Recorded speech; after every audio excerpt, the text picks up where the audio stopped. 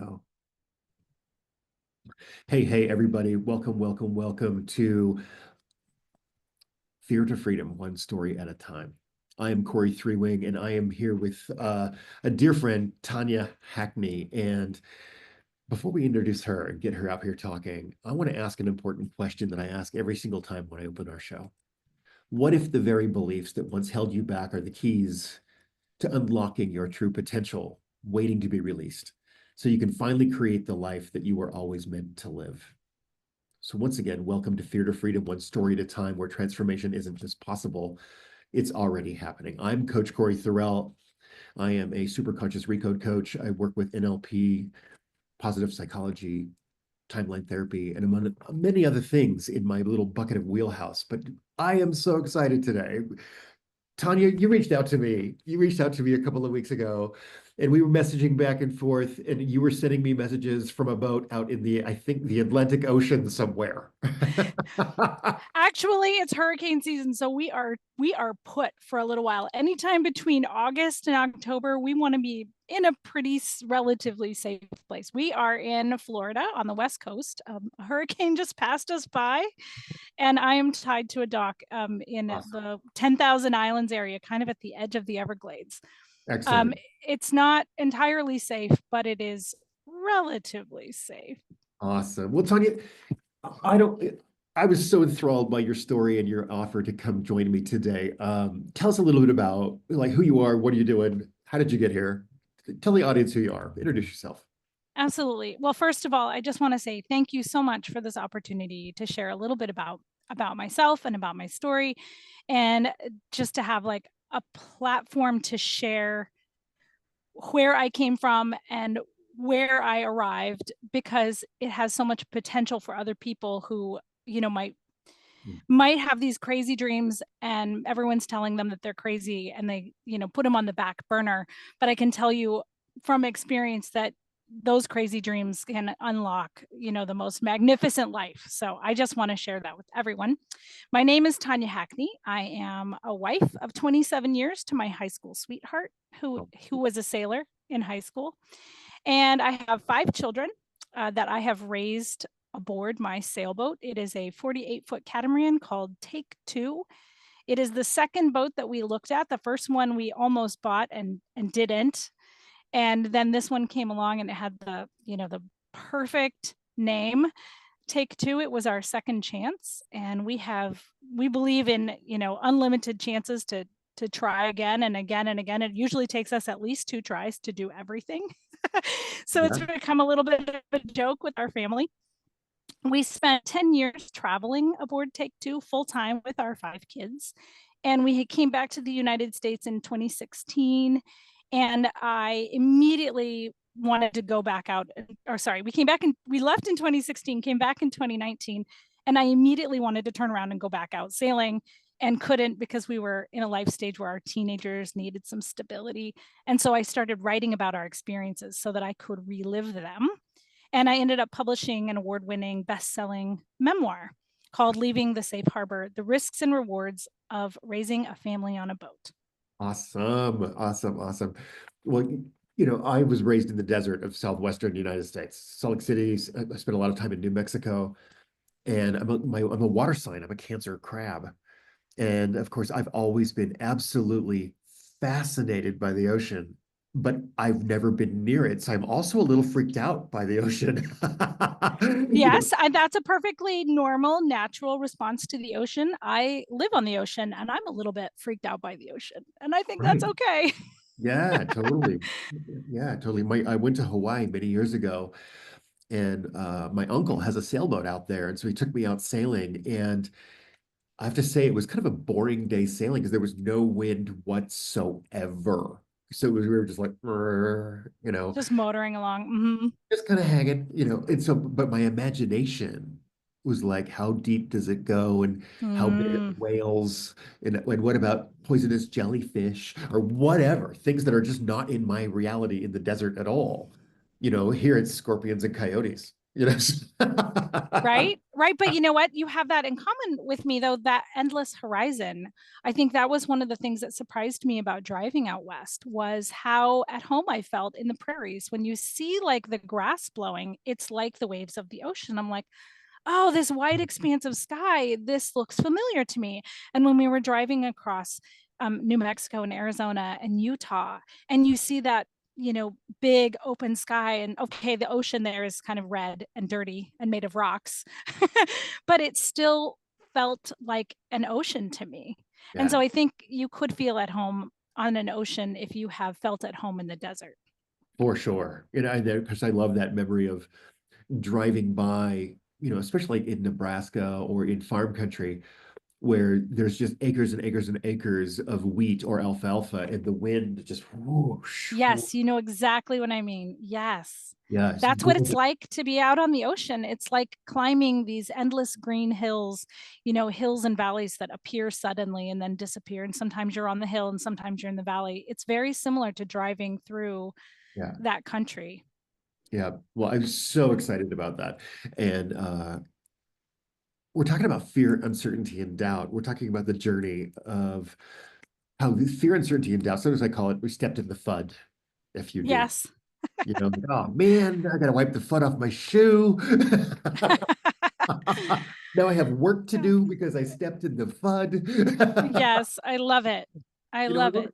and I love that Tanya, we're making some fun, we're having some laughs, and we're bringing a very light energy today into a conversation for many that is really hard, crippling, absolutely stopped in your tracks, and one of the main reasons why I'm doing this is because, I've spent a big chunk of my life not even conscious that I was operating out of fear, not even conscious that I was protecting myself and building self-protection boundaries around me, which influenced everything I did. It influenced every relationship, every action that I tried to do. And more importantly, it affected every dream that I was trying to manifest because I was in scarcity and protection energy most of the time. I Yeah. totally relate to that. I completely relate to that. I have always felt afraid. I've been afraid my entire life. I don't think I even realized that until recently. I had a moment of fearlessness on the ocean recently, crossing the Gulf Stream in May with Uh-huh. my nieces aboard and my two teenagers. So I had four teenagers aboard. It's if you've ever been in a like if you like to cook and you have the exhaust fan on because you're cooking something and you're cooking and then the steam stops or the smoke stops or whatever and you turn that exhaust fan off and you suddenly feel this relief when that sort of annoying noise goes away. That was what it felt like when we were crossing this Gulf Stream and the weather was perfect and the sails were up and I was in my happy place and I'm looking around and there's dolphins jumping and the sun is setting and I felt this incredible rush of peace and joy. And it was as if someone had turned the fan off. And suddenly this annoying white noise went away. And that was the first time that I realized, here I am, 49 years old, realized that I have been living in fear my entire life. Now, I don't let fear drive the bus. So I put fear in the back seat and I just do things afraid. But that was one of the first times in my entire life that I could say I actually felt fearless. And that's the fruit that I've been cultivating for all these years. I've sown the seeds and weeded and watered and grown this crop of adventure. But Right. that was the first time that I had that fruit of like not feeling afraid. So I come from a place of feeling afraid all the time and just doing it anyway. Right. And um, definitely thought that I wanted a safe life, a safe and controlled life, and discovered pretty quickly that that was not very satisfying. Yeah. And all the things that I thought that I wanted didn't really make me happy. And so I had built a little house of FUD. You can build a FUD house, Yeah. right? Yeah. Sorry, that's a terrible pun, but you can build a FUD house and you can keep yourself inside the safe little walls. You have safety and control and what predictability, and you have those things and you've built this safe little house And then you find out one day that it's boring and not satisfying, and that you might die with regret because you didn't really go out and live your life. And you might have to tear down those walls in order to go have a satisfying life. And I That's guess that's what I did. I tore down those walls, and it yeah, was the scariest, hardest, most terrible, wonderful thing that ever happened to me. yeah, yeah. So, fear, I just want to throw into our conversation a little bit because in the kind of coaching I do, the healing that I do is really about communicating with the unconscious mind consciously. And in this context, one of the things why I'm so fascinated about this is that our unconscious has a number one job that it does. Its very first and most important responsibility as your knight in shining armor is that your unconscious mind keeps you safe. And your unconscious mind doesn't really consider right or wrong, good or bad, hot or cold. It only knows what you've done in the past, and it will try to do it again. Right. And I love that the unconscious mind also doesn't really process negatives.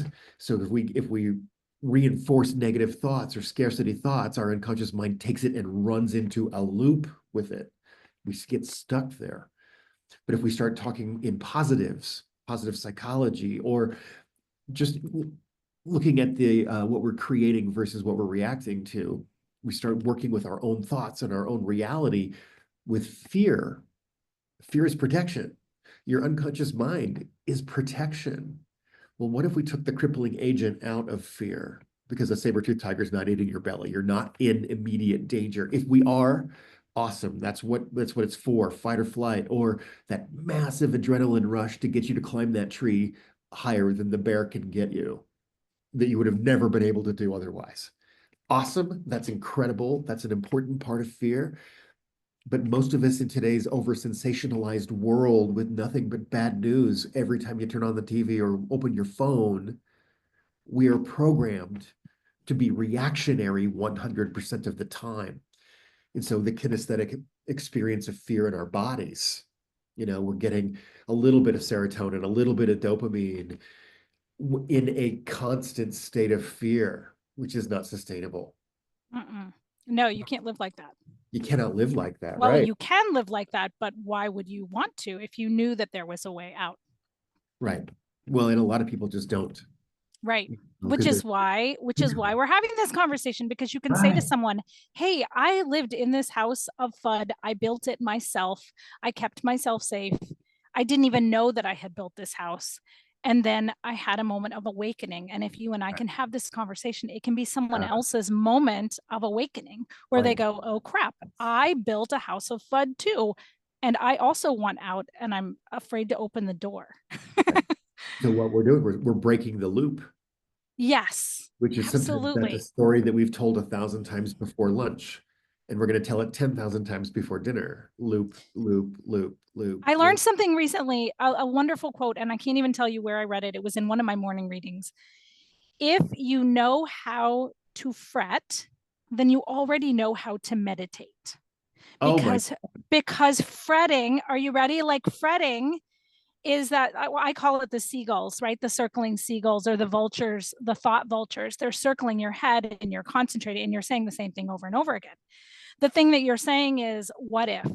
What if this goes wrong? What if I screw my kids up? What if our shipwrecks? What if we get eaten by sharks? What if pirates? And of course I'm using nautical words because I live on a sailboat and have yes. had those fears, actual fears, and those fears are circling. Well, if you can do that, then you can meditate, because meditation is replacing those fear thoughts Yeah. with the other what ifs. What if we have an amazing adventure? What if I get close to my kids in a way that I couldn't if I had dropped them off, at public school? What if we get to see whale sharks and sea turtles and free dive with our kids? What if we get to did I say swim with whale sharks? That was a big one. I just have to tell you.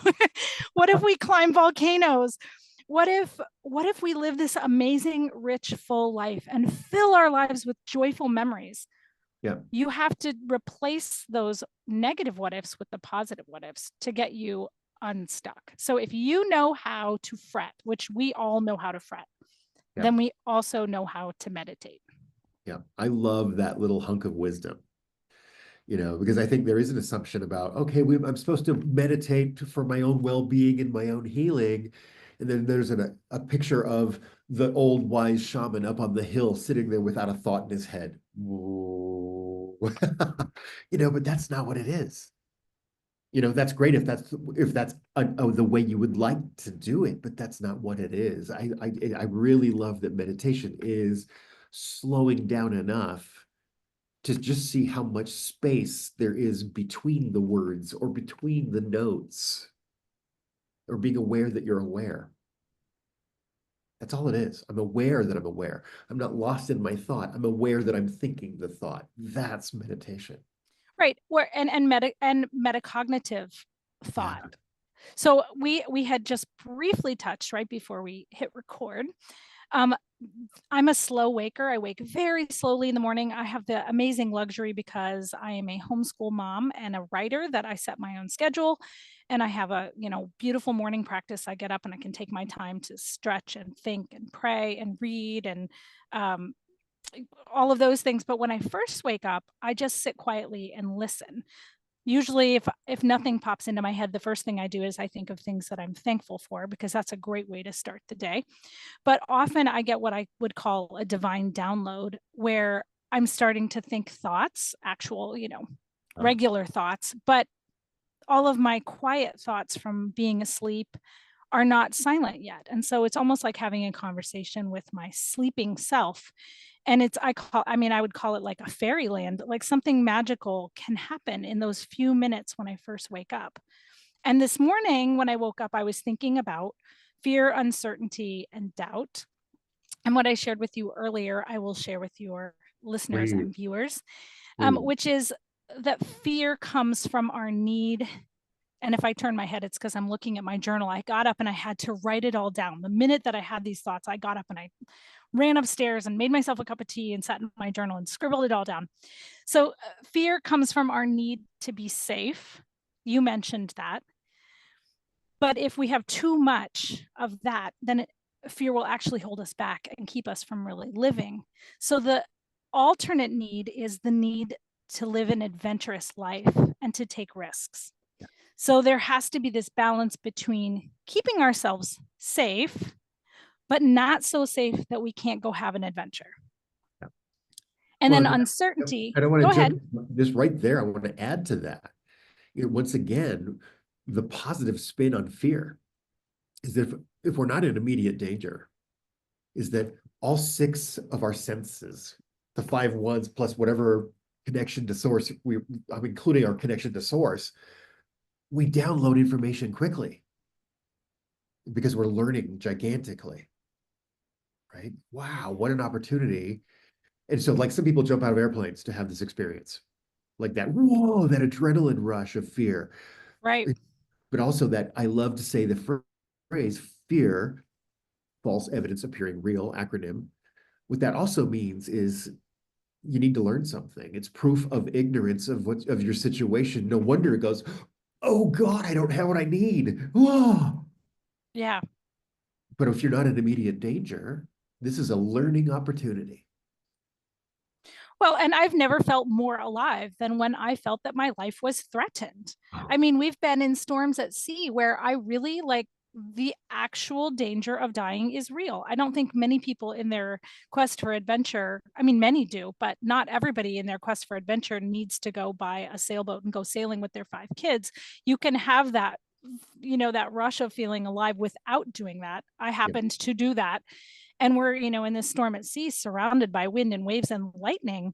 And for the first few minutes, you're just struck with abject terror, which is normal because terrifying things are actually happening. You actually are risking life and limb when you go out on the ocean in a small boat.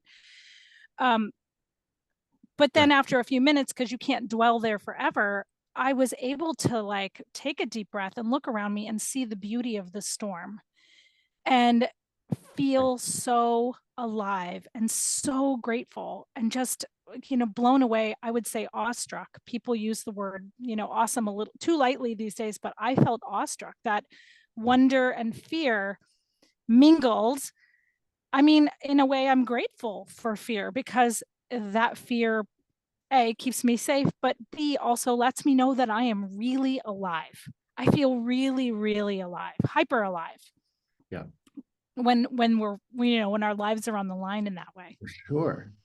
For sure. And like you said, some people jump out of airplanes, some people ride roller coasters, some people, watch horror movies. I just go sailing. Yeah. Awesome. Well, let's move to uncertainty. So uncertainty comes from our need to control. We want to be certain before we take any steps forward. We don't want to do anything that, could be risky. And maybe that's the reptilian brain, Uh-huh. keeping us safe again. Yeah. Uh, you don't want to eat food that's unfamiliar because it could be poisonous, like, getting over the fear of eating street food when you're traveling in Central America. That would be something where I've looked at some things and gone, I am uncertain of where that came from. I'm not going to eat that. And other times I've gotten over that uncertainty and said, screw it, let's try it. Because the need to control is balanced with the need to explore new things. And that is a deep need that we have. Oh, for sure. So Absolutely. So I want to add to that a little bit too, go ahead.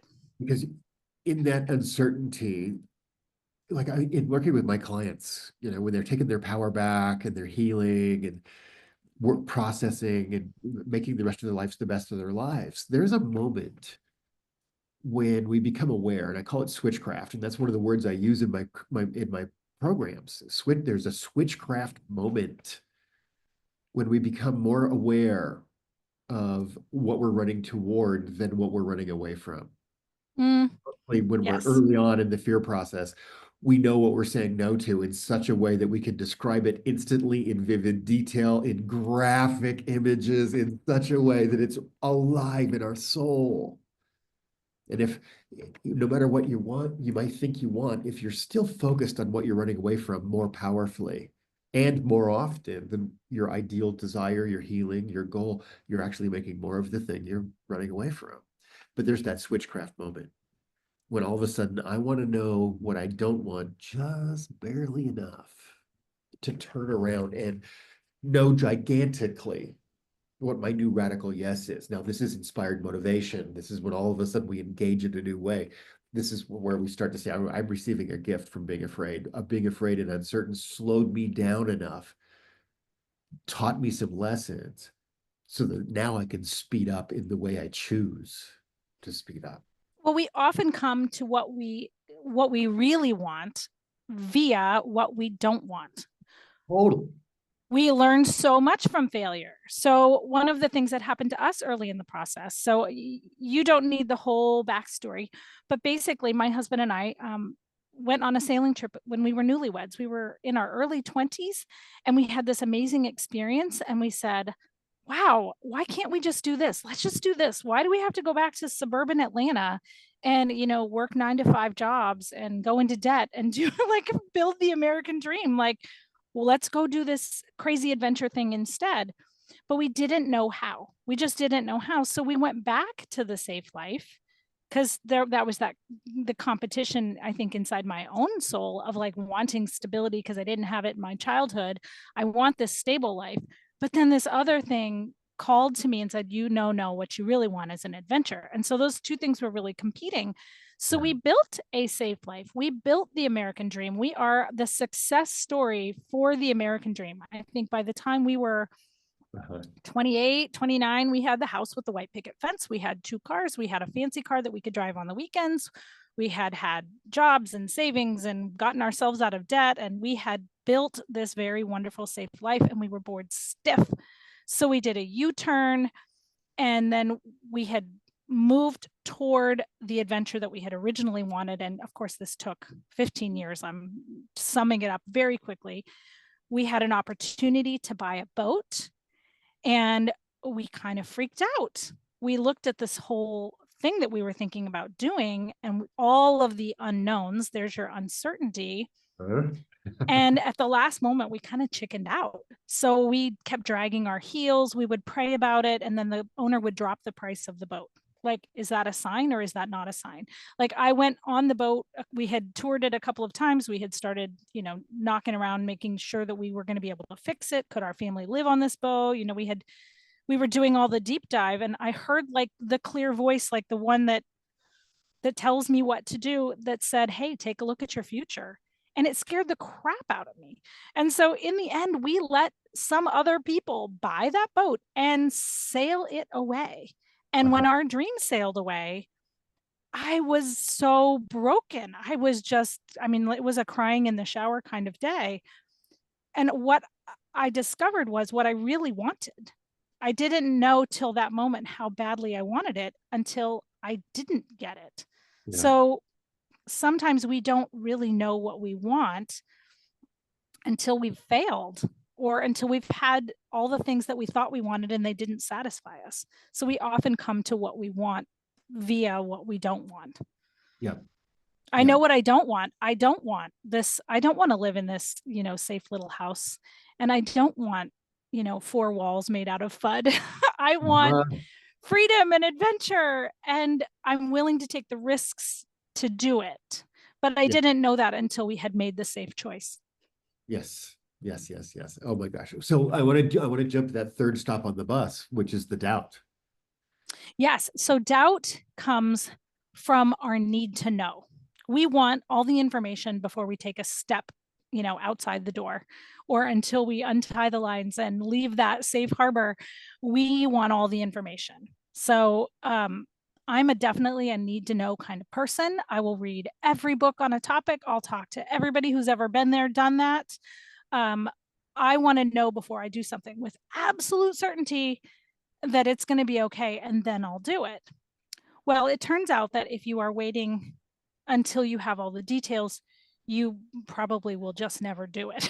So at some point you have to put the need to know in the back seat and connect with the need to be a part of something bigger than yourself. Right. So that's the opposing need. Yes, we do need to know, but you also need to not know, and you have to become a little bit comfortable with being uncomfortable.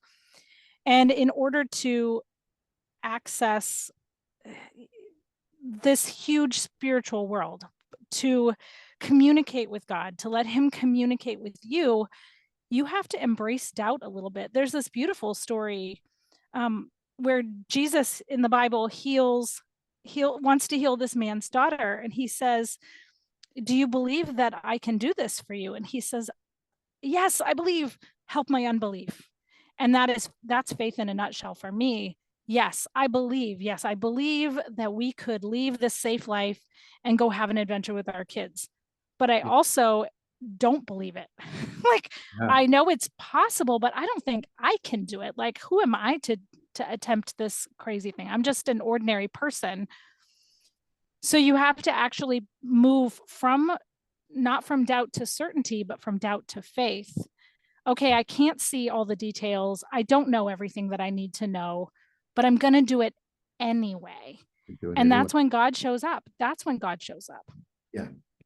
And he Yep. fills in all the blanks, like all the things that you can't do, he can do, and he can do them through you. Yeah.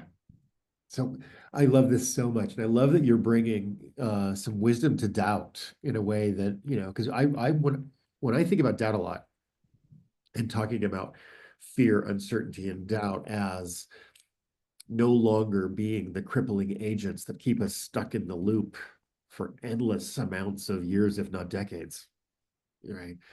But that when we finally get to the doubt piece, it's where we claim our capability because we've done some research and development. We've also done a little bit of our own personal values and dream work. Like, what am I really wanting here? What am Mm-hmm. I, where is my radical yes to the ridiculousness of my current reality? You're like, how did I get here? But what I love that you brought into the conversation with doubt is the connected to something higher than ourselves. Because where does that insight or inspiration come from? Like, and I love having a similar conversation with people of all walks of some people who are very religious and other people who are very spiritual, and some people who don't resonate with those two stories at all, maybe atheists, for example, but still we have inspiration. But every human has a moment where we're presented with something, a challenge, or we're going to climb a hill somehow in our reality, and an answer comes from somewhere. All of a sudden, something will get you out of your chair. Yeah. Something happens, and so I love looking at, like, one of my passions, Tanya, is cultural anthropology and folklore and the stories of the world, and how everybody's pain hurts, everybody's love and attraction is mind-blowing. We all have the emotional scape as a common language, and so fear, uncertainty, and doubt as tools in our emotional toolbox. Like, I think I've seen some failing in coaching or healing when we try to remove fear, uncertainty, and doubt altogether. Like, Right. I don't think that works, because those are important tools that brought our story up into our reality, which got us to today. Right. But you don't want to live inside the house built by fear, uncertainty, and doubt. You might want to keep them with you as companions, but you don't want, like I said, you don't want to let them drive the bus. You keep them in the back seat. Right. Or what I like to say is, we stop turning a screw with a hammer. Yeah. Like, okay, I've been using fear to do a thing, and it's struggle, it's struggle, it's struggle, and I'm stuck, and I'm stuck, and I'm stuck. Well, wait, what if you're using the wrong tool for what you're trying to do right now? Yeah. Fear might have said, slow down, look at you, learn something new. Uncertainty said, okay, now go do the learning, do the research, try it on, walk around in that new shoes before you buy them. And then the Yeah. doubt, where we say, okay, I'm connected, I now have a yes, I'm inspired, and I'm going to claim my capability, and I'm going to make the decision anyway. So I think we're telling the same story with different words. Yeah. And here's where fear helps in a lot of ways. But it helped me when I was Yeah. feeling, anxious about this, potential major life change. Nobody lightly sells a house and goes sailing with 4 children under the age of 8. No, who even does that? Everyone called me crazy. It was another fear that drove me, in a sense. It was the fear of regret. I did not want to be on my deathbed wishing I had really lived my life. And so, actually, I used the fear of regret to overcome the fear of the unknown. Right. Wow. Talk So, about in that way, I think that fear can be used as a tool. absolutely. And that's why I'm saying, like, removing fear is an illusion, because Well, it's my friend, let me tell you, if you are one of those fearless people, you'll go out on the ocean on the wrong day and it really could kill you. Like, yes. it's not, that fear is there for a reason. It Yeah. is. Yeah. So, like, I like to think about our emotions as tools. And the next step of that is, okay, you have a tool. It's time to clean the tool, sharpen the tool, oil the tool, know it and master the tool, and then put it back in the box so that it's ready for the moment you need it next time. Because we're going to get afraid again. The world's going to present you something where you go, whoa, wait, what? Whoa. Oh, then download information, check my reality, learn again, and make a decision. We're going to do it again and again and again. So, like, one of the reasons why I want to have this story or this podcast or put stories out to the world is to say, if you're in your crippling agent of your fear right now, take a breath, welcome it, give it the good wine, give it the cheese, give it a place at your table, and ask it why it has come. Because it has come for a good reason. And usually it's, you have a big dream, you're praying, you're asking the world for something really big that seems impossible. And spirit, God, creator, universe, source, whatever we want to call that, said, oh, if that's what you want, well, then we're going to deal with what is in the way. Here's your lesson. Yeah. I love Randy Pausch. In his last lecture, he talks about the obstacles that get thrown up in the way, and Yeah. that the obstacles are there to show you how much you really want something. Yep. Are you willing to climb over that wall in order to get that thing that you really want? And the obstacles aren't necessarily there to turn you back. In but fact, I think they're there to show you what you really want. the obstacles are the path. Yeah, they are Yeah. the path, right? They're not in the path. If you're hitting it hard, Yeah, right, maybe there's a time to stop and go where it's easy. But that doesn't mean that the obstacle is not the path. If the river is or if the boulder is in the river of your desire, you can either deal with the boulder or move the banks. But you're going to do one or the other. And okay, that's what we're doing. That's all we're doing. So I yeah. love I had a this. moment of pretty serious doubt. We were living in Clearwater. We had already done one downsize. We had left suburban Atlanta and the house with the white picket fence. We had moved with 3 children under the age of 3, if you can believe it. I was, pregnant and nursing at the same time for part of those years. We had done the U-turn. We had left the safe path. Everyone had already called us crazy, and we hadn't even bought a boat yet. And we were living in Clearwater. We had made a 5-year plan. We were working the tiny steps toward the destination.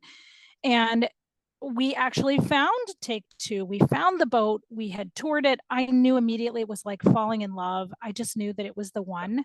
I Yep. could see myself living on this boat. I could see myself raising the kids. I had this crystal clear vision of what this could be like. And actually the reality was even better than I had imagined it. But I was able to really put myself in that place and say, yes, I can do this. I can do this. It's really still scary.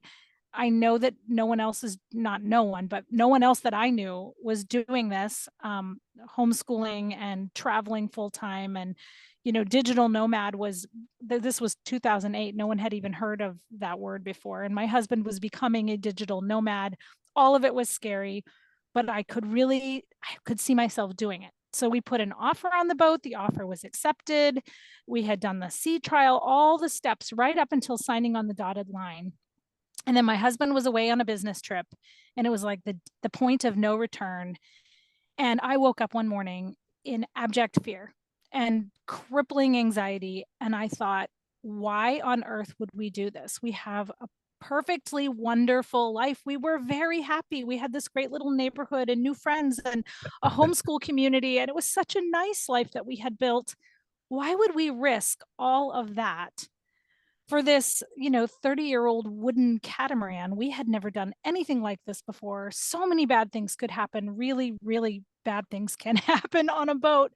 Why are we doing this? And I called my husband and I was like, I don't think we should sign the papers. I think we should really reevaluate this decision. This is not a wise decision that we're making. It's not, financially, it doesn't make sense. Physically, it doesn't make sense. Why are we doing this? This is crazy. And he goes, woman, I need your support. What are you talking about? He's like, I want you to think, we'll talk later, but this is just cold feet. He tried to tell me, no, this is just cold feet. For me, it was like the last death throes of safety. Safety reared its ugly head and said, this is not safe. Don't do this. This is, the fear that will keep you stuck. And I called a friend, and this friend of mine said, well, why did you guys want to do this in the beginning? Where did this dream come from? And she made me tell her where the dream came from. And as I'm talking about why I wanted to do it, she goes, well, what has changed? I said, nothing. It's just scary. She goes, and it's the deepest desire of your husband, your sailor husband, to go do this. And I'm like, yeah. And she goes, and where wouldn't you follow him if he wanted to go? I'm like, I love this man. I will go anywhere he goes. He wants to go on an adventure. If he wanted to buy a cabin in Alaska, I would go. If he wanted to, build a submarine, we'd build a submarine. We are on this adventure together. I'll go anywhere he goes. I'm sold out. And she goes, well, then what's stopping you? And I'm like, I'm just freaked out. She goes, well, it's okay to be freaked out. Be freaked out, but don't let it stop you. Yeah. So I called my husband back and he goes, now, why didn't you call the friend before you talked to me? So I'm like, I don't know. Next time I'll call a friend. I'll call a friend before I say, let's bail. Yeah. So we didn't bail. We did sign the paperwork. We did do it. But I had that moment of doubt, and it was almost crippling. I would say almost crippling. Yeah. We surmounted it. but it was really, really dicey. I think Right. that there's my first blog post that I ever wrote was before we even moved aboard the boat. And it talks a lot about that abject fear that wants to keep you in sort of in safety. Well, there's I was working with a friend of mine, a dear friend of mine. She is a healer, maybe even dare say shaman. Maybe I use that word carefully, but I was doing some work with her for myself, and we were talking, and she said, Corey, there's 3 steps to shamanism or healing, and the first one is to be decided, and inside decided is the willingness that it's okay not to be okay. Mm-hmm. The comfort with discomfort. That's how I phrase it. Yeah, same thing. And then the second step, Mm-hmm. follow and lead with your heart, because we're so used to doing it mind to ego, Mm-hmm. really Logic. to lead and follow and lead with your heart. And then the third step is to stay the course because you will be challenged. This is where we're going to trust our heart. This is where we're going to need the heart the most to remember the dream, remember the inspiration. Why are we doing something that seems radically strange or doesn't make any sense, but we're going to do it anyway? I find that so amazing because I just got the chills because in my book, I wrote about what it takes to accomplish a dream. That might be going sailing with your kids. It might be starting a new business. It might be homeschooling. It might be buying an RV. It might be traveling the world. It might be, I mean, I don't know what your crazy dream is. Everyone has a crazy dream. But I said it takes 3 things. And those 3 things almost directly mirror what you just said. I said Yeah. the first thing you need is a crystal clear vision of what you want.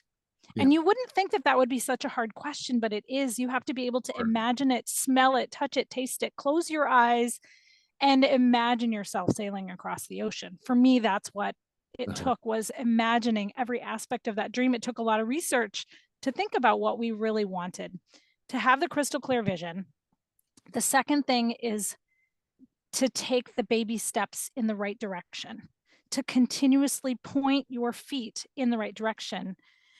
And that was the compass. You said the word compass, and that totally, that went, Yeah. because when you're Yeah. actually sailing a course, a compass course, you're setting the compass, towards a destination. And when your heading is a little bit off, you adjust the steering a little bit to the port or a little bit to the starboard to stay on that compass heading. That's what it takes to steer towards a dream. You get off course a little bit, then you readjust, adjust course, and you get your feet pointed in the right direction, and you keep moving toward that vision that you had. And then Yeah. the third thing that it takes is a willingness to surmount the obstacles, because obstacles will be thrown up in your path, like you said, to stay the course, Yeah. to do it no matter what happens, no matter what obstacles are thrown up, to continuously move in that same direction. Yes. That's amazing. I love that. And like mine's, or what is it, the 100th monkey, or these ideas are appearing and occurring to us all over the world. Very similar. Right. We're evolving because I think we're all connected. Sure. So, I do believe in that spiritual yeah. connection. Yeah. The things that we can't see, Yeah. So but I that are want to, very real.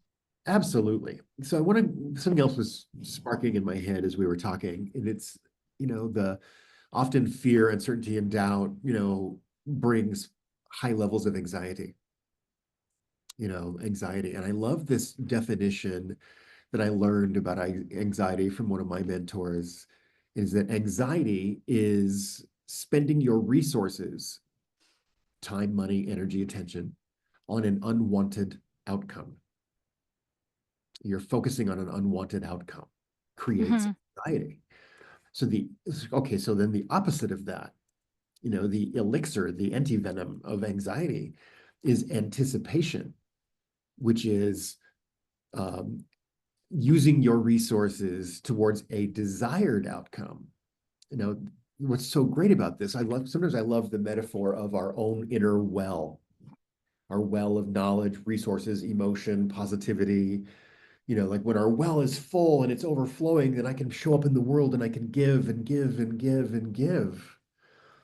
When we're experiencing anxiety, we're spending our resources without refilling them. They drain, exhausting. When then anxiety becomes exhaustion, exhaustion becomes crippling. Mhm. But when we're in anticipation, and you brought this up a couple times, like being clear of the dream, being, a radical yes, I know why I'm here, my values, why the dream is good, the research and the practice of dreaming a good dream, so I know the details of it. Now we're investing in our anticipation, the faith of a dream coming true. And what that does is that fills the well, and it fills the 500 buckets outside the well. So then we give those away, and our own well stays full. Right, So, because your excitement is contagious. And oh, you end up connecting with people who are also doing what you want to do or who are a little bit further on the path. And then once you're down the path, then you turn around and you realize that there are people behind you who also that you can then pay it forward to. All that encouragement that you received, you can then pay it on to someone else. And I see, former versions of myself all the time. People will reach out to me either through my Facebook page or through our sailing blog or because they read my book. And they're like, well, we have this crazy dream, but I don't know how to get over my anxiety. Like, how am I? What if this and what if that? And I'm able to turn around and look at basically a former version of myself.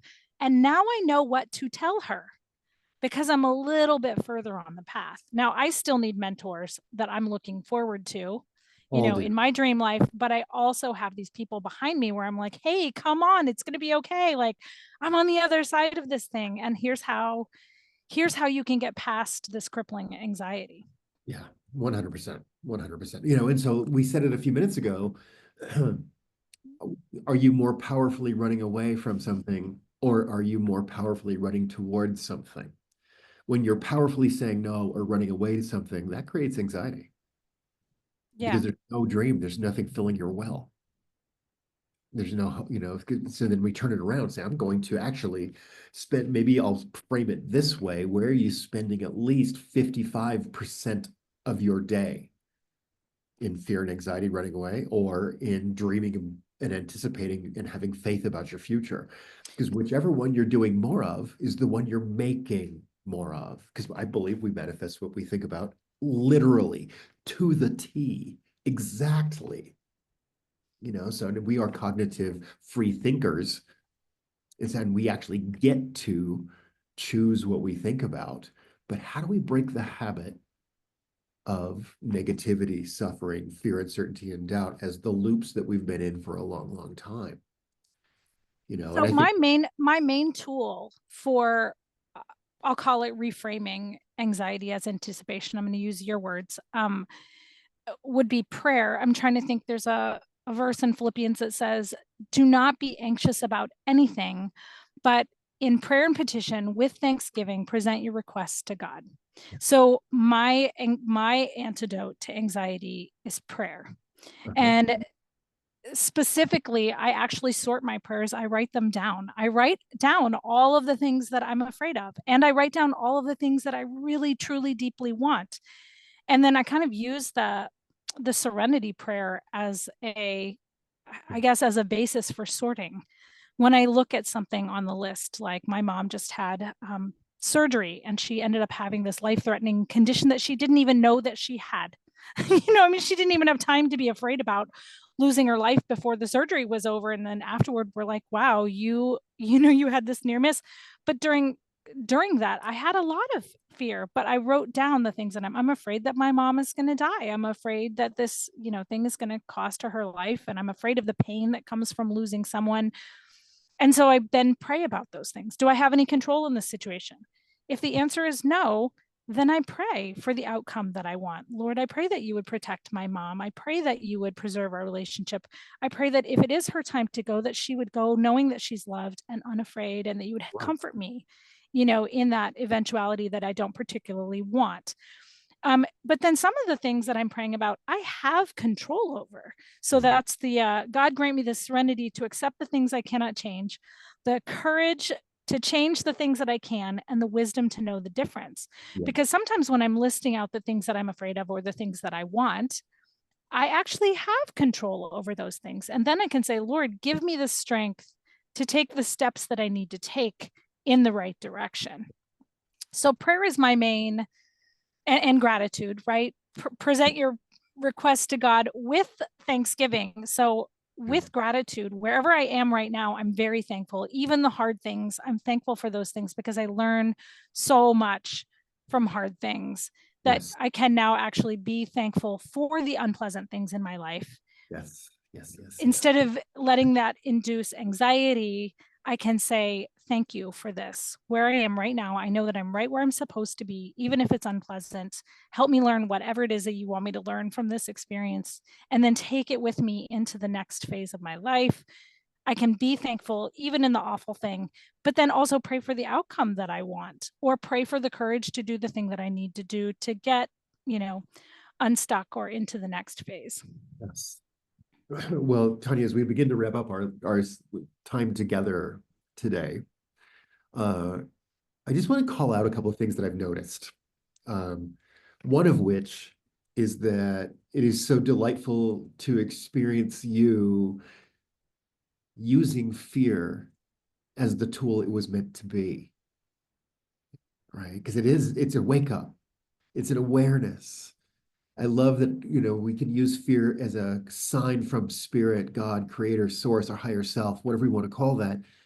It's knocking on the door to say, you want to speed up? Well, then we must slow down a little bit first. And healing is not a destination. Healing is a choice we make every breath we take.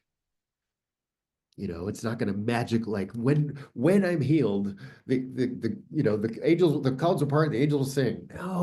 No, healing is it's a lifestyle choice because we never stop learning, we never stop growing, we never stop expanding. We're always going to need the next lesson and the next hero and mentor to guide us on the path. We're always going to need our immediate circle of people who love us to say, I see you, I love you. You might be doing something different than what I'm used to, but I love you anyway for it, because now they are being challenged to grow too. You might think that I have come to this, the promised land, and that I have arrived. I'm now living the adventure that I always dreamed.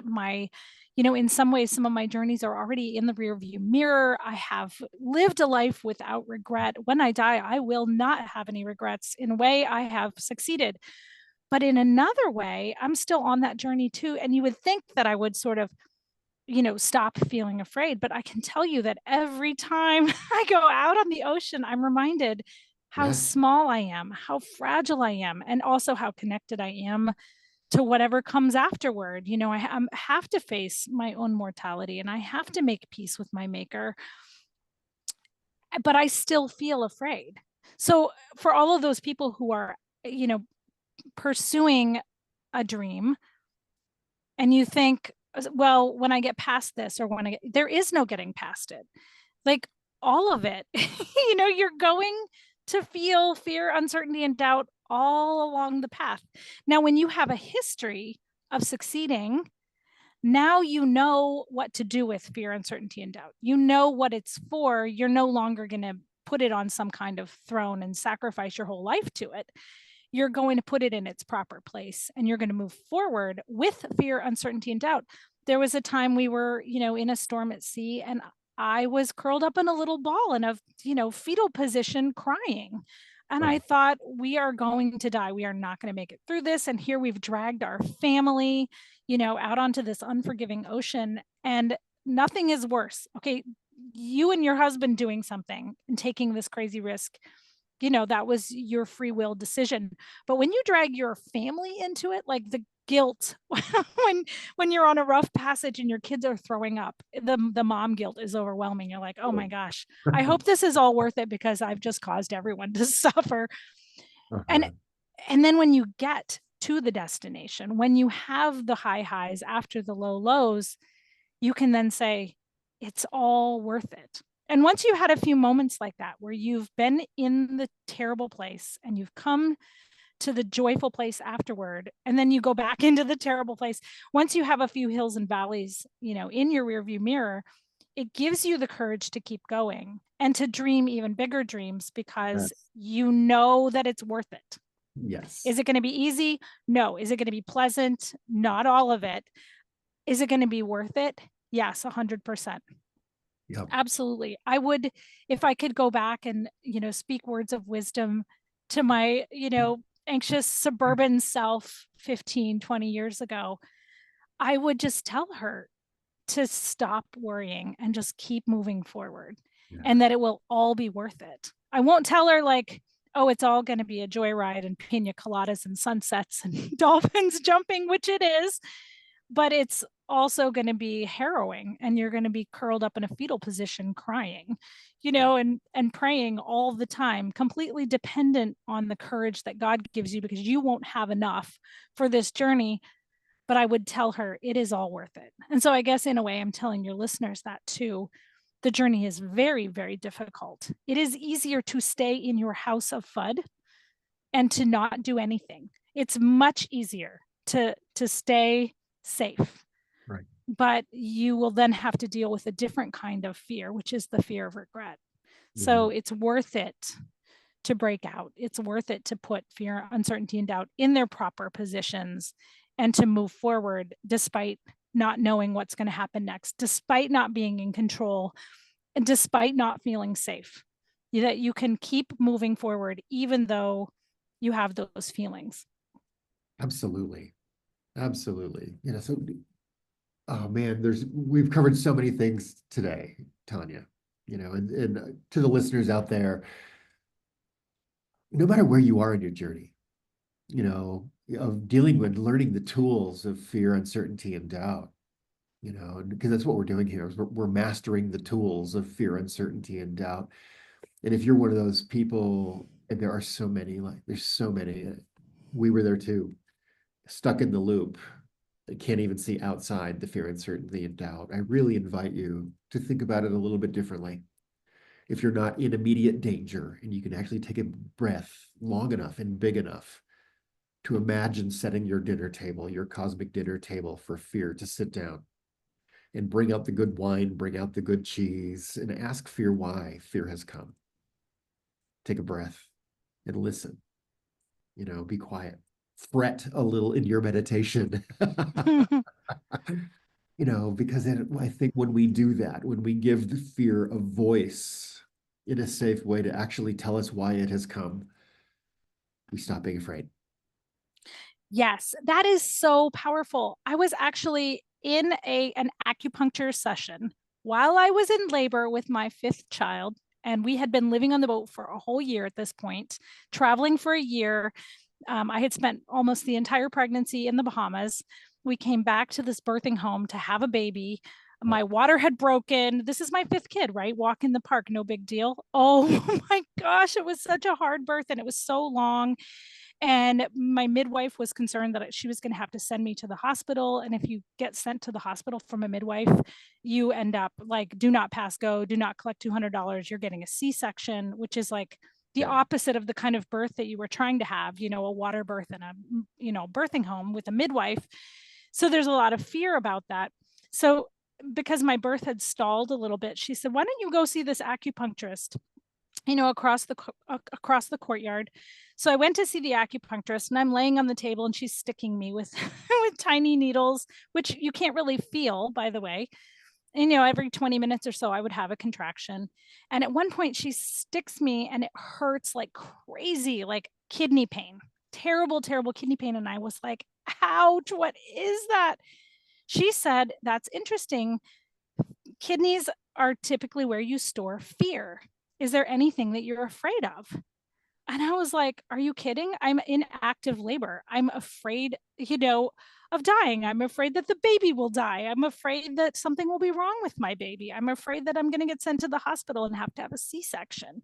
Like, what am I not afraid of? I'm afraid of everything. And she goes, well, tell me what your fear looks like. Describe it. What color is it? Where does it live? And she's asking me these kind of like spiritual woo woo questions. And I'm like laying there. I'm a, devout Christian believer. And I'm staring at this little golden Buddha on the wall. And I'm like trying to access my inner physician by silencing my inner critic. And I'm like, I don't even know how to answer this question that she's asked me. What color is it? And I said, well, actually, I can't tell you what color it is or what it looks like or what shape it is because it's not real. Like all of those things that I just said that I'm afraid of, they're not real. They haven't happened yet. None of them have happened yet. Right now, I'm perfectly healthy. The baby is fine. We're just stalled out a little bit. And then all of a sudden, that kidney pain went away. It went away. And I said, "Did you touch me? Did you change something?" She said, "No." I said, "That kidney pain went away." And she goes, "Well, that's interesting." She said, "I think that you've dealt with your pain, that or your fear, that fear has now gone away. What do you think is going to happen next? Not the things that you're afraid of, but what do you think is actually going to happen next?" I said, "Well, this baby is nocturnal.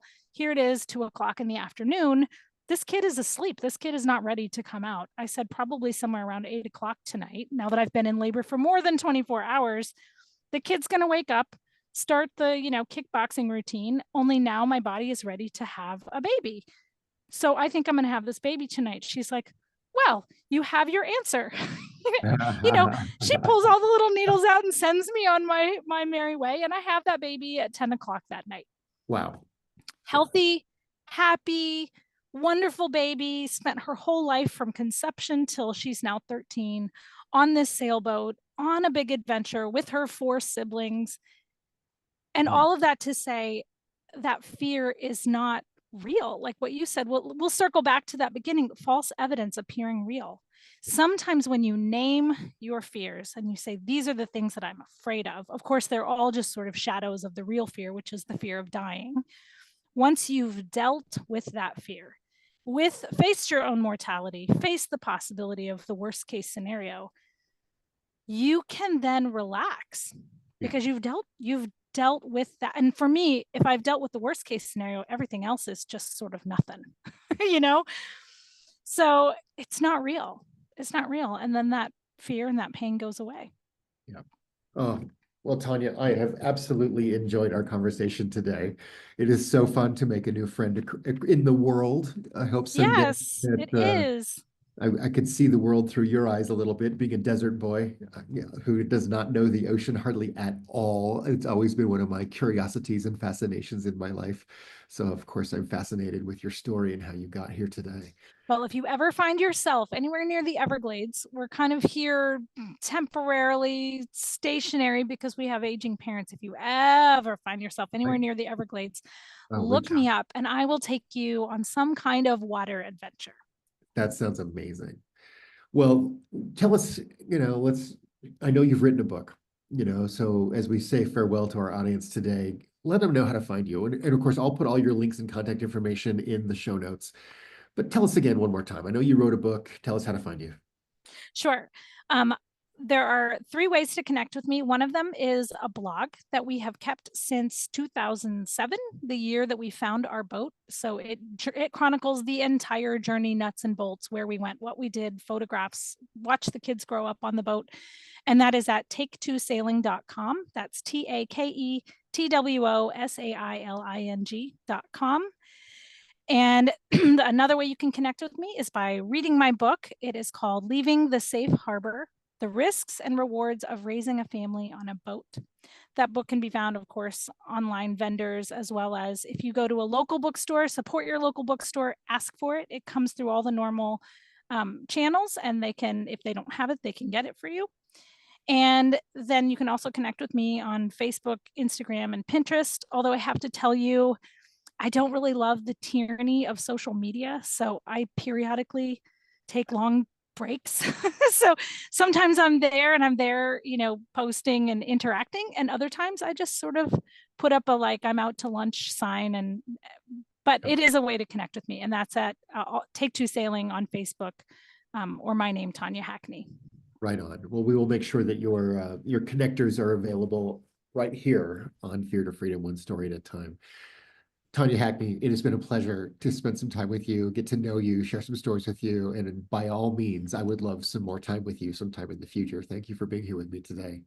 Sure, Corey. And thank you. And I wish all of your listeners and viewers so much love and hope and peace as they, pursue the next step in their big adventure. Right on, everybody. Well, once again, everybody, I'm Coach Corey Three Wing. And if you're out there struggling in the world a little bit, and you're working on some fear, uncertainty, and doubt, and you're looping and stuck, and you might like a little bit of help, reach out to me. We can jump on a call, have a free call with me just to say hello, check in, see if I can help you a little bit. I would love that. Everybody, happy day, happy October, and enjoy your day. This is Fear to Freedom, one story at a time. More time with you all. Cheers.